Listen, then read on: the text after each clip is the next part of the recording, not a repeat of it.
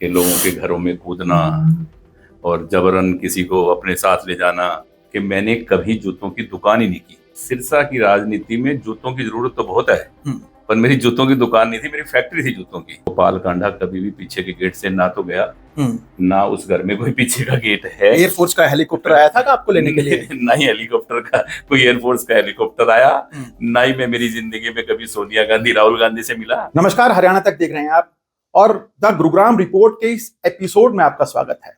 इस बार एक खास शख्सियत हरियाणा तक के इस मंच पर हैं, जिनका नाम है गोपाल कांडा। गोपाल कांडा आजकल सुर्खियों में है। किस लिए सुर्खियों में है? दुष्यंत चौटाला ने अभी हाल ही में एक बयान दिया कि 2009 के विधानसभा चुनाव के तुरंत बाद जैसे ही गोपाल कांडा चुनाव जीते, वे उनके घर पे पहुंचे, दीवार कूद के अंदर उन्हें अपने साथ ले जाने की कोशिश की, लेकिन कांडा साहब पहले ही निकल चुके थे। क्या कुछ कहेंगे सर इस पूरे विवाद के बाद या इस पूरे बयान के बाद कि एक शख्स जो कि हरियाणा की राजनीति में उप मुख्यमंत्री पद के तौर पर भी रह चुका है, वो शख्स कह रहा है कि मैं दीवार कूद के अंदर आया? कितनी सच्चाई है सर इस बयान में?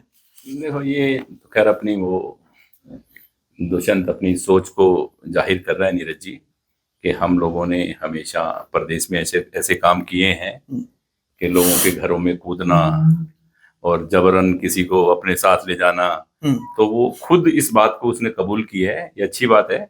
वैसे तो मुझे लगता है कि हरियाणा की जनता को मालूम है कि जब भी आज वो कहाँ से कहाँ पहुंचे हैं, क्या हालत हुआ उनको देखो आप, ठीक है ना। और बीजेपी ने भी इनको इतनी पावर, इतनी ताकत दी, पर आखिर में इनके कर्तव्य देखकर इनको निकालना ही पड़ा। बहुत बर्दाश्त कर करके आखिर में इनको अपने से उन्होंने निकालना ही समझा कि ठीक है, इनको निकालें।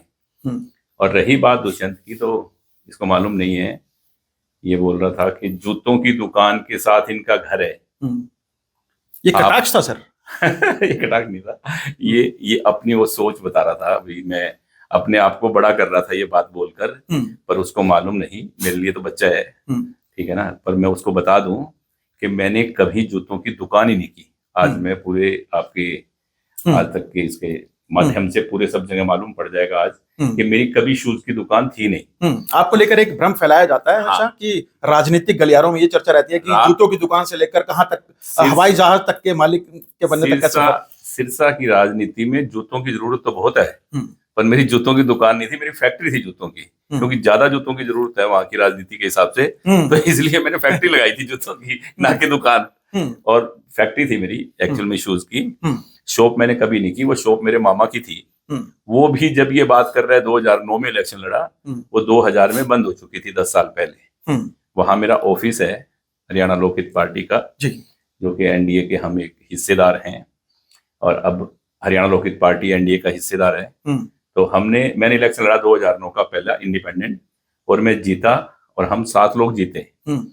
ये जैसे मैं विजय जुलूस में था, ये पीछे से आए मेरे घर पे 10, 20, 50 लोग। तो इन्होंने कोशिश की, तो उस टाइम इतना हजूम होता है, आपको पता है, जीतने के बाद पूरा शहर साथ था मेरे साथ सड़कों पे। तो पहला इलेक्शन में जीता था, और कांग्रेस के बहुत ही हमारे बुजुर्ग नेता और बहुत ही दमदार नेता थे लक्ष्मण दास जी अरोड़ा, इनका कैंडिडेट हालांकि दूसरे स्थान पर रहा था इनेलो का, तो और वो तीसरे नंबर पे थे। तो मेरे जीतने के बाद में ये घर पे आए, तो ये घर में अंदर गए नहीं, जनरेटर के ऊपर इन्होंने चढ़ने की, घर के बाहर जनरेटर था, उस पर कोशिश की इन्होंने, पर मेरे लोग इतने थे साथी, और जनरेटर पे इनके पड़े डंडे, और ये अपना भगा भुगो दिया इनको। तो दुष्यंत बाबू कहते हैं कि घर के पीछे के गेट से मैं चला गया। गोपाल कांडा कभी भी पीछे के गेट से ना तो गया, ना उस घर में कोई पीछे का गेट है। एयरफोर्स का हेलीकॉप्टर आया था आपको लेने के लिए? ना ही हेलीकॉप्टर का कोई एयरफोर्स का हेलीकॉप्टर आया, ना ही मैं मेरी जिंदगी में कभी सोनिया गांधी राहुल गांधी से मिला। तो बच्चे हैं, उनको पता नहीं है क्या बोलना होता है और क्या कहना होता है। वो अपने आप को मीडिया में, राजनीति में नंबर बनाने के लिए ऐसी बातें करते हैं। मेरी कभी आज तक ना मैंने कभी किसी सोनिया गांधी से भेंट की, ना मैंने किसी राहुल गांधी से भेंट की। ये तो हम 7 लोग जीते, लोगों ने जब उसको डंडे मारे तो वो भाग गया वहां से। मैं तो मेरे मेन घर से अटैची लेके जहाज में बैठ के सीधा दिल्ली आया था। 7 लोगों ने बात की क्या करना है, बोले भाई ये चौटाला एंड कंपनी से। 7 लोगों में कौन कौन शामिल था सर? ओम प्रकाश जैन थे, प्रहलाद गिल्ला खेड़ा थे, कटारिया जी थे, सुबीर कटारिया। सुबीर, तो सारे यार दोस्त सारे इकट्ठे हुए। हमने मीटिंग की, तो सबने डिसाइड किया कि भाई प्रदेश से छुटकारा मिल रहा है इनसे, तो इनसे छुटकारा मिल रहा है। तो अब ओम प्रकाश जैन जी सबसे ज्यादा बोल रहे थे, बोले भाई मैं भुगत भोगी हूँ, मेरे साथ बड़ी माड़ी करी इन्होंने, मैं कभी नहीं जाता जी। तो फिर वो दूसरा बोला, तीसरा बोला, मैं तो इनके अगेंस्ट लड़के ही आया था, मुझे क्या बोलना था, मुझे तो इनके अगेंस्ट ही जाना ही था कि भी हमें तो इनको साथ देना ही नहीं है। तो ऐसे करके सातों ने डिसाइड किया भी चौटाला के साथ ना जाके कि प्रदेश को उस दहशतगर्दी से, उस गुंडागर्दी से, उस लूट खसोट से बचा के और हमने किसी और का साथ देना है। तो भूपेंद्र सिंह हुड्डा का सातों ने मिलकर साथ दिया था। महत्वपूर्ण भूमिका निभाई थी भूपेंद्र सिंह हुड्डा की अल्पमत की सरकार बनाने में गोपाल कांडा ने। देखो उस टाइम उनके 40 थे, तो हमारे 7-5 की उनको जरूरत थी, तो हम सातों ने उनकी सरकार बनाने नहीं थी, तो हमें तो जाना ही था किसी के साथ।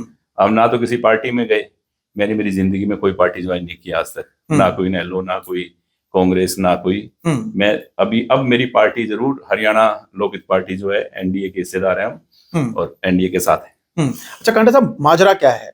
गोपाल कांडा से इतनी चिढ़ क्यों है, इतनी खुन्नस क्यों है चौटाला परिवार को? कभी अभय चौटाला आपको लेकर कोई बयान देते हैं, कभी दुष्यंत चौटाला आपको लेकर कोई बयान देते हैं, कभी अजय सिंह चौटाला लेकर कोई बयान देते हैं।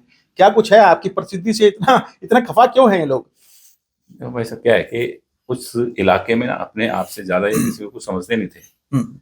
और रही बात एलनाबाद में, रही कालांवाली में, चाहे डबावाली हो, सिरसा हो, रानिया हो, इनको पता है कि हर जगह जहां हमने कैंडिडेट खड़ा किया या गोविंद ने इलेक्शन लड़ा, मैंने लड़ा, तो इनको मालूम है कि लोग किस तरह हमारे साथ हैं। तो उनको मालूम है भी आज अगर चौटाला परिवार के साथ चाहे दुष्यंत हो चाहे कोई और हो, उनके सामने आज अगर वहां कोई खड़ा होता है तो वो खड़ा होने वाला सामने यही लोग हैं। तो इस कारण से इनके दिमाग में बहुत बड़ी दहशत है। वरना ये 2009 की बात, जूतों की दुकान, इसको कब ध्यान आई कब जूतों की दुकान थी, किसकी थी, ठीक है ना।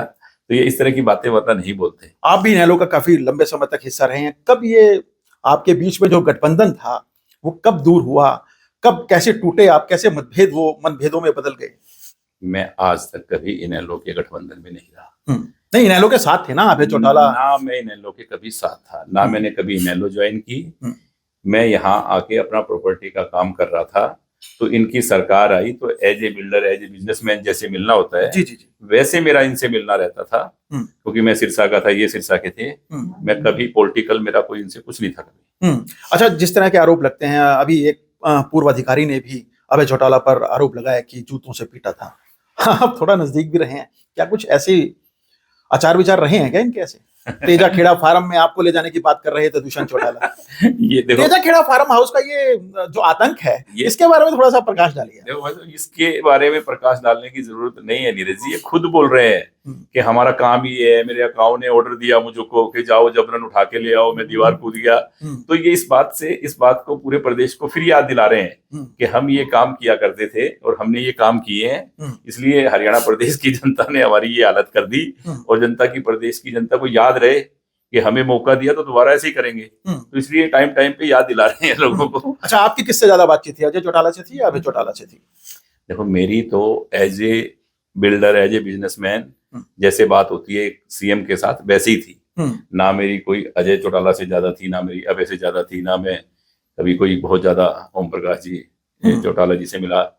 मेरी कोई मतलब एज ए बिजनेसमैन कभी कोई काम हुआ तो काम के तौर पे जाके बात की। बाकी मेरी लाइफ में कभी मैं नहीं, मेरे परिवार ने कभी कोई कांग्रेस, कभी इनेलो, कोई पार्टी हमने कभी कोई ज्वाइन नहीं की, ना इनके साथ थे कभी। अच्छा, लंबे समय के बाद 2024 में आप नजदीक आए दोबारा से, इलाहाबाद में विधानसभा चुनाव में मदद किया अभय चौटाला की, रिगार्ड करते हैं क्या इस बात का? वो 2024 में विधानसभा चुनाव में, देखो 2024 के चुनाव की बात यह है कि उन्होंने एक जैसे चुनाव लड़ते हैं तो एक बोलते हैं आपस के अंदर के पार्टी जो दूसरी पार्टी के साथ भी मेरी नहीं बन रही, क्योंकि मैं पहले हमने सपोर्ट किया हुआ था गोकुल शेतिया को, अब नहीं है, हम आपको सपोर्ट देंगे। मैंने कहा बिल्कुल दो, रानिया में आपका कोई आदमी नहीं खड़ा हुआ, रानिया में आप हमारी सपोर्ट कर देना। मैं कभी करेंगे बिल्कुल आपकी, जब आप हमारी करोगे तो इस तरह की अंडरस्टैंडिंग हो जाती है। अच्छा, सिरसा लोकसभा में कई ऐसी विधानसभाएं हैं जहां सीधे तौर पर आप असर डालते हैं, लेकिन इसके बावजूद चौटाला परिवार पर, जबकि आपने मदद की विधानसभा चुनाव में, उनकी जीत में महत्वपूर्ण भूमिका निभाई गोपाल कांडा और गोविंद कांडा ने, लेकिन निशाने पर फिर आप हैं। मैं बता रहा हूँ ना, उनके निशाने पे उनको ना घूम फिर के अपने घर में और कोई दिखता ही नहीं है मेरे अलावा, उनको दिखता ही मैं हूँ वहां। तो सिरसा की राजनीति और सिरसा की जब वो 5-7 सीटों पे या कोई नजर डालते हैं तो उनको मेरे अलावा कोई नजर आता नहीं, तो इसलिए वो मेरा ही नाम लेते हैं। अच्छा सर, गोकुल सेतिया सिरसा के विधायक हैं, वो भी लंबे समय से भाजपा पर यह आरोप लगा रहे हैं कि सिरसा में विकास नहीं हुआ। तो विधायक तो आप भी रहे हैं और आपका भी वर्चस्व रहा है वहां पे, क्या वास्तविकता में सिरसा विकास से बहुत दूर है क्या सर? देखो, गोकुल के बारे में क्या है कि उसकी बातें ना मेरी तो समझ में आ नहीं रही हैं। कभी आके मंच पे मुख्यमंत्री बहुत बढ़िया है, अब मुख्यमंत्री बढ़िया है तो भारतीय जनता पार्टी का मुख्यमंत्री है तो मतलब भारतीय जनता पार्टी बढ़िया है। तो कभी आके मुख्यमंत्री बढ़िया काम कर रहे हैं तो वो भारतीय जनता पार्टी मतलब बढ़िया काम कर रही है। कभी उनके अगेंस्ट बोलने लग जाना कि राहुल गांधी यूं है, वो यूं है, और ये लोग वोट चोर हैं, ये है वो है, तो उसकी बात समझ नहीं आ रही मुझे। और रही काम की बात, तो काम वाम के बारे में इनको किसी को कुछ लेना देना है नहीं सिरसा से। पहले जो काम हो रहे थे आज भी उसी तरह मेरा गोविंद का मुख्यमंत्री जी से मिलना जुलना है, और वैसे ही बड़े बड़े प्रोजेक्ट, छोटे प्रोजेक्ट, चाहे मेडिकल कॉलेज का काम अभी कितनी तेजी से चल रहा है, जो पुराने काम थे उनको भी पूरा किया है। और भी अभी कल परसों ही एक पेयजल का 60-65 करोड़ रुपए का टेंडर मंजूर हुआ है। मतलब काम बहुत तेजी से हो रहे हैं और हर काम वो कर रहे हैं। एक बयान आपका आजकल वायरल है कि कांग्रेस आने वाले 30-35 सालों तक अब सत्ता में नहीं आने वाली। इस बयान के पीछे क्या कुछ समझते हैं आप? क्यों ये बयान देने की जरूरत पड़ी? आने वाले वक्त में क्या कांग्रेस के साथ नहीं जाने वाले हैं? नहीं, मैं आपको बताऊं क्या है कि मैंने जब वोटिंग डालने जा रहा था, उस दिन जब गिनती थी, उस दिन भी मैंने कहा था कि मैं अपनी उसी बात पे हूं जिस बात पे मैं पहले दिन था। पूरे इलेक्शन में आप लोगों के जरिए, मीडिया के माध्यम से 60 सीटें आएगी कांग्रेस की, 65 आएगी, 67 तक टीवी दिखा रहा था उस टाइम। और मैं यूं बोल रहा था कि कांग्रेस नहीं आएगी, क्योंकि कांग्रेस के साथ चाहे हमने सपोर्ट में रहे, हमें उनकी सोच मालूम है कि उनकी सोच कैसी है प्रदेश के लिए और वो क्या कर सकते हैं, क्या किए। और अब मुझे कोई लगा नहीं कि कांग्रेस को आम आदमी, गरीब आदमी या कोई भी आदमी क्यों वोट देगा। कि अगर प्रदेश का अच्छा भविष्य चाहता है प्रदेश तरक्की करे, खुशहाल रहे, और आज हर तरफ काम हो रहे हैं, आप देख लो गरीबों के, सब हर व्यक्ति को भारतीय जनता पार्टी से जो चाहिए वो मिल रहा है। तो मैंने कहा ये 1947 तक भूल जाएं कि कांग्रेस आएगी देश में और प्रदेश में, और ये नीरज जी वैसे होने वाला है जो मैं कह रहा हूँ, सच में नहीं आएगी। अच्छा सर, एक आखिरी सवाल ये है कि आप कैसे देखते हैं प्रदेश की राजनीति को? क्या नायब सरकार बेहतर काम कर रही है सर?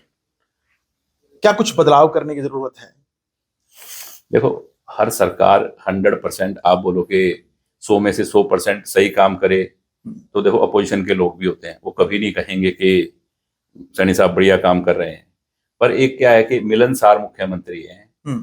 कुछ दिन पहले एक बयान भी आया था, किसी नेता ने कहा था कि मुख्यमंत्री तो हंस के दिखा देता है। अरे भाई, ये आंखें तो नहीं दिखाता तुम्हारी तरह, डराता तो नहीं, गाली तो नहीं निकालता, हंस के ही दिखाता है ना।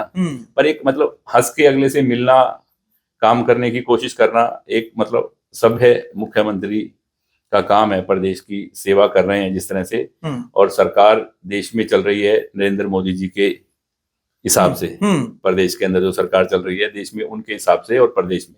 तो मुझे नहीं लग रहा कि कहीं किसी बात की हरियाणा प्रदेश में कमी रहेगी। काम बीजेपी में कौन मुखालफत कर रहा है आपको लेकर? पिछले कुछ दिनों में अफवाहें भी चली, रेड चल रही है, ये चल रहा है, वो चल रहा है। आपको कौन खराब करने की कोशिश कर रहा है? कौन चाहता है कि सीधे मुख्यमंत्री के साथ जो संबंध है वो खराब रहें? इस तरह की अफवाहें, अफवाह थी यार सर, रेड हुई भी। देखो, मेरे घर पे तो कोई आया नहीं, अखबारों में जरूर छपा था, ठीक है जी। और बिजनेस के अंदर ये चीज लोग कहते हैं कि भाई ईडी वाले बीजेपी वालों के नहीं आते, कांग्रेस के नहीं आते, ऐसा कुछ नहीं है। वो एक बिजनेसमैन के हिसाब से हर जगह जाते हैं। ऐसा कोई ऑर्डर थोड़ी है कि आपको बीजेपी वालों के नहीं जाना और कांग्रेस वालों पे जाना है या किसी अन्य स्थान पे जाना है, ऐसा कुछ नहीं है। एक रूटीन में वो चेकिंग से, पेपर से सब जगह आते हैं, सब जगह जाते हैं। तो आपके पास काम आपका पूरा है, कागज पूरे हैं, तो ठीक है। तो ये मेरे साथ गोपाल कांडा जी हैं, जिनका कहना है कि दुष्यंत चौटाला उनके सामने बच्चे हैं। जवाब जरूर दिया, उस बच्चे को भी इस इंटरव्यू के माध्यम से जरूर सुनेंगे दुष्यंत चौटाला, और एक नए जवाब की उम्मीद जरूर की जा रही है। कैमरामैन परवीन कुमार के साथ नीरज वशिष्ठ, गुरुग्राम, हरियाणा तक।